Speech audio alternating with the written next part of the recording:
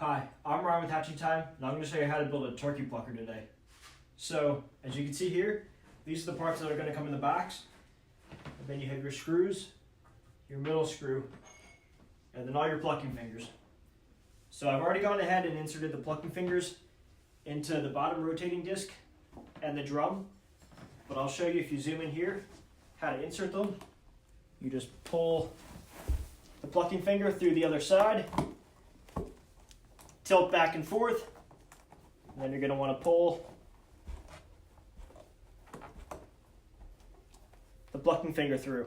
So sometimes people like to put oil on them before inserting to make it a little bit easier. It's your preference. But once you have all the plucking fingers assembled, you're now going to install the plastic drum onto the motor, placing it like so. And then you will take your feather chute and just insert it there, letting it hang. When you screw in the bottom of the drum, it will lock it into place.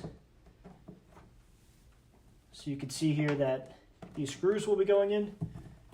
You'll use your power drill and go around the perimeter.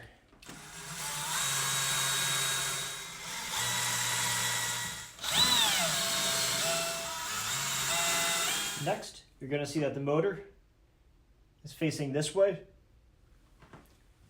Now you're going to take your disc and you'll see that there's an indent the same exact way. You're going to have to maneuver it so that it sits on the motor. You'll place it on top and just kind of feel around until it locks into place. And you'll feel it slide in. Take your middle screw, some small turns,